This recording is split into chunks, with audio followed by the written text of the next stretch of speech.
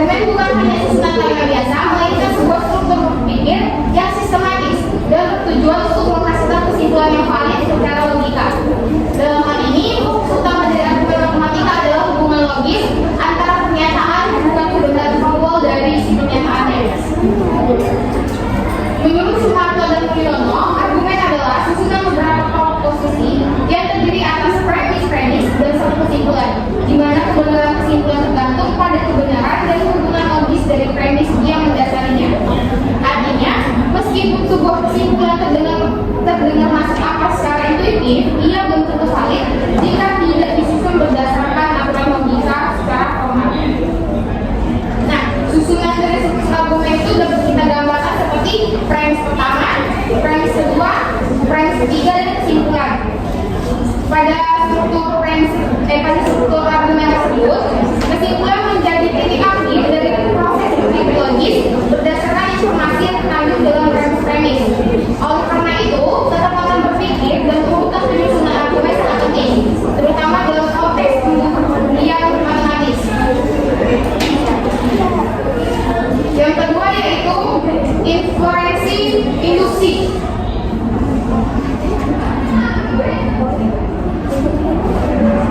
Nah, dalam kajian logika matematika,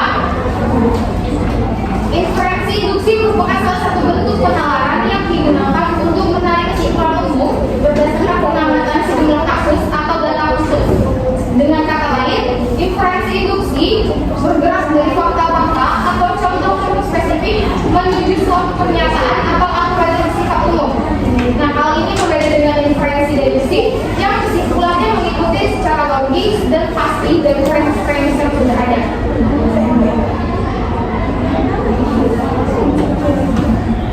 Nah, kemudian karakteristik dari inferensi induksi. Yang pertama yaitu ada bergerak dari proses umum. Maksudnya ialah inferensi induksi mengambil sejumlah contoh atau pengamatan khusus, kemudian menarik kesimpulan yang bersifat umum.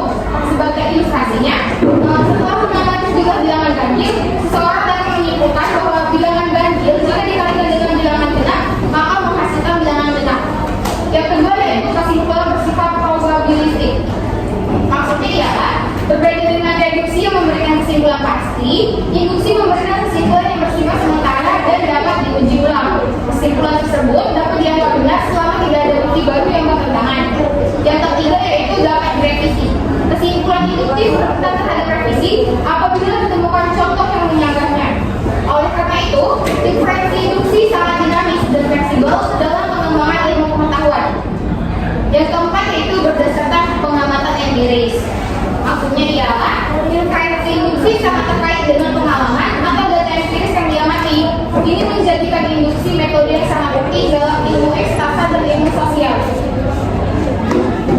Berikutnya, peran inferensi induksi dalam matematika. Yang pertama yaitu sebagai pembentukan hipotesis. Pembentukan maksudnya yaitu banyak teori dan konsep matematika berawal dari pola pengamatan yang kemudian diangkat menjadi hipotesis sebelum dibuktikan secara deduktif. Yang kedua yaitu pengembangan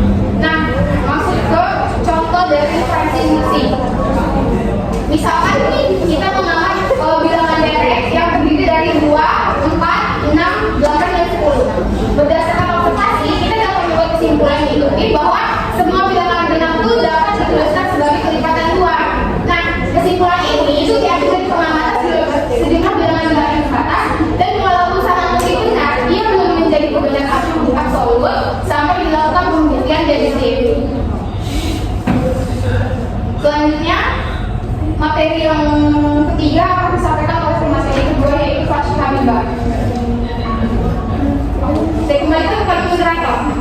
Terima kasih kepada Nur Habiba yang telah menjelaskan materinya.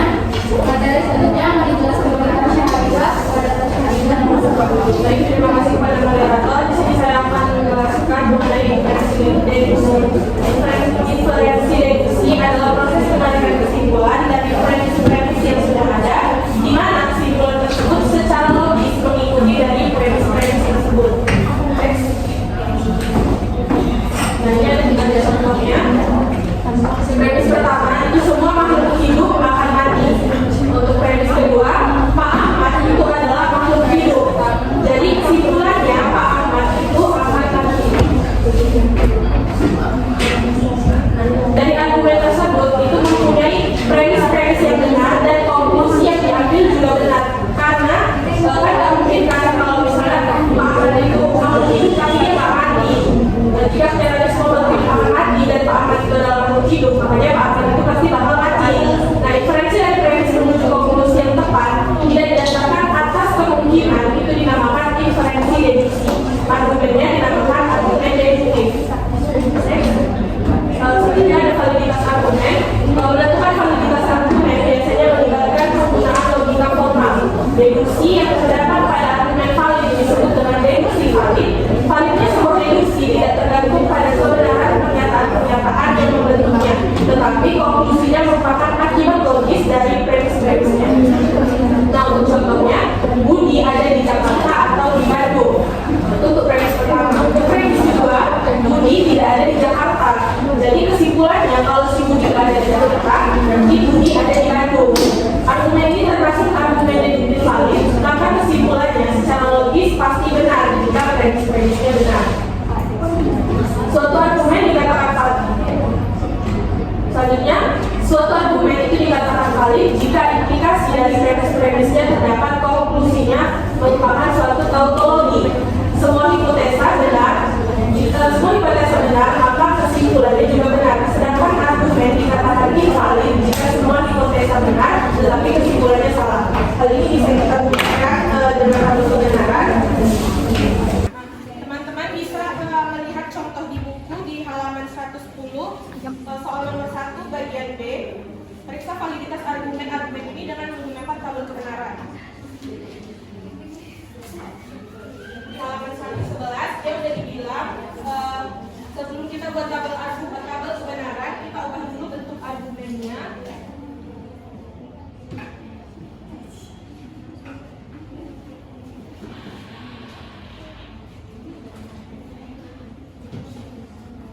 Nah, untuk premis pertama, P itu implikasi dari Q. Terus premis kedua adalah P dan kesimpulannya adalah Q. Kita ubah ke dalam bentuk kondisional, yaitu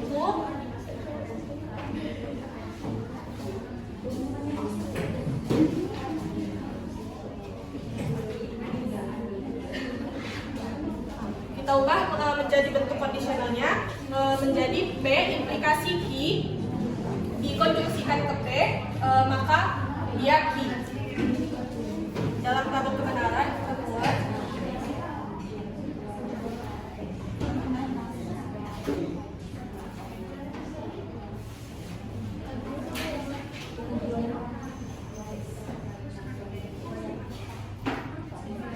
sebelum kita ngerjain ini, kita ingat dulu kuncinya. Kalau dia implikasi, jika dia BS, maka dia S. Terus untuk konjungsi,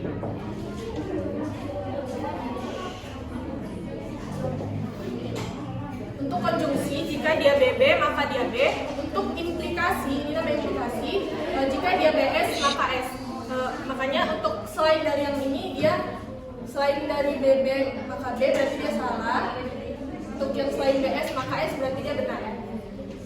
Selanjutnya kita buat pertama P kita implikasikan ke Q. Tadi implikasi jika dia BS maka S. Berarti selebihnya kalau bukan BS berarti dia B. BB berarti dia B. BS berarti dia S.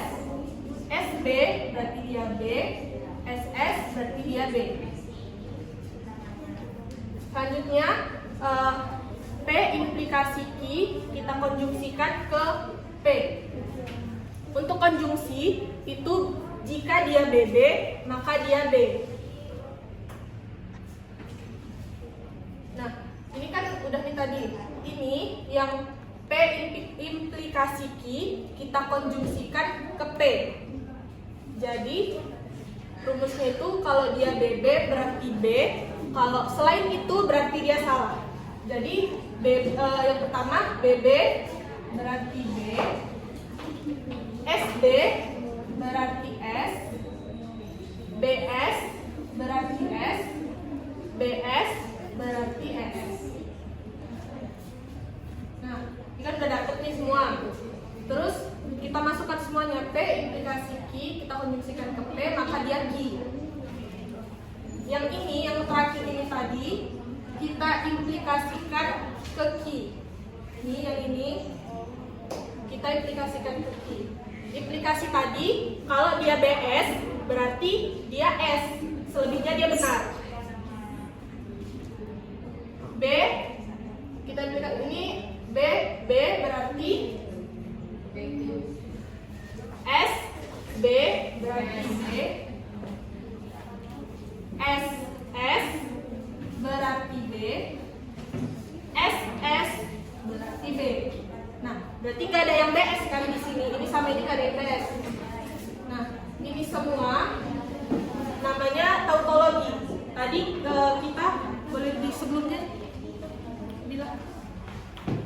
Nah, suatu argumen dikatakan valid jika premis-premisnya merupakan suatu tautologi. Nah, tautologi ini berarti semua pernyataannya itu dia benar. Makanya pernyataan di sini dikatakan valid. Jadi untuk jawaban nomor 1 bagian B itu jawabannya valid. Baiklah, terima kasih kepada Bapak Habibah yang telah menjelaskan materinya. Materi selanjutnya akan dijelaskan oleh saya sendiri. Aturan penarikan kesimpulan. Ada cara lain untuk membuktikan validitas argumen, yaitu dengan menggunakan aturan-aturan penarikan kesimpulan. Dengan aturan ini, kita tidak saja menarik kesimpulan dari premis-premisnya secara langsung, tetapi juga mampu membentuk argumen-argumen yang diperoleh dari serangkaian langkah pembuktian yang relatif. Konstruksi lanjutan disimpulkan. Konstruksi lanjutan ini terdiri dari masing-masing merupakan konstruksi yang dapat ditarik lagi untuk membentuk konstruksi berikutnya. Pada kenyataannya, banyak argumen valid yang tidak dapat dibuktikan kebenarannya hanya dengan menggunakan aturan penarikan kesimpulan. Ini berarti kita membutuhkan aturan lain selain aturan di atas. Dalam pembicaraan ekuivalensi, kita telah mengetahui bahwa dua pernyataan disebut ekuivalen jika mempunyai nilai kebenaran yang sama. Dengan demikian, kita sebagai anggap keseluruhan dari suatu pernyataan tersebut ditukar dengan pernyataan lain yang ekuivalen secara logika, maka nilai kebenaran pernyataan yang baru tersebut akan sama dengan nilai kebenaran majmuk semula. Aturan ini disebut dengan penukaran. Aturan ini memungkinkan kita untuk menarik kesimpulan suatu pernyataan sebagai hasil dari penukaran semua atau sebagai dari semua pernyataan dan pernyataan yang ekuivalen dengan bagian yang satu tadi.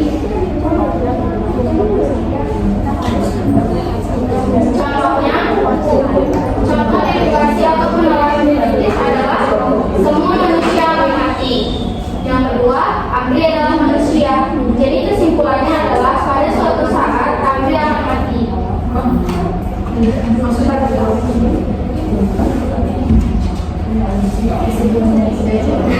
dia kalah sahih tidaknya penarikan kesimpulan. Contoh yang kedua, Semarang terletak di sebelah barat Surabaya. Jakarta terletak di sebelah barat Semarang. Jadi Jakarta terletak di sebelah barat Surabaya. INB mencontohkan bahwa dari suatu premis-premis yang bernilai salah akan dapat dihasilkan suatu kesimpulan yang bernilai benar melalui suatu proses penarikan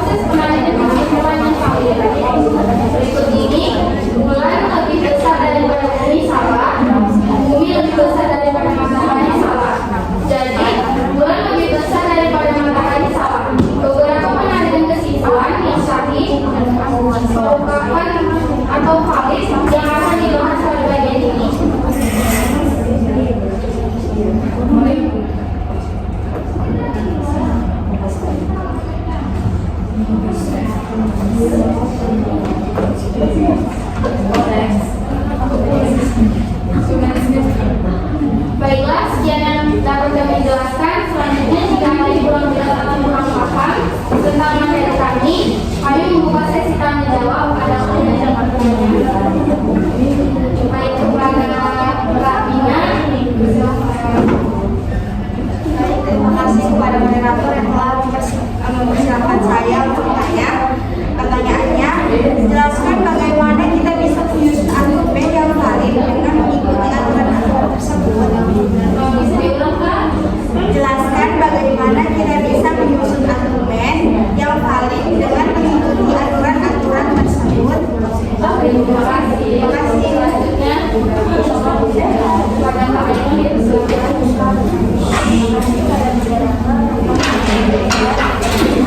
Pertanyaannya adalah bagaimana sih cara kita untuk mengevaluasi hasil suatu argumen dengan cara yang benar? Terima kasih, Kak Aino. Baiklah, beri kami beberapa waktu untuk menjawab pertanyaan dari Kak Bina.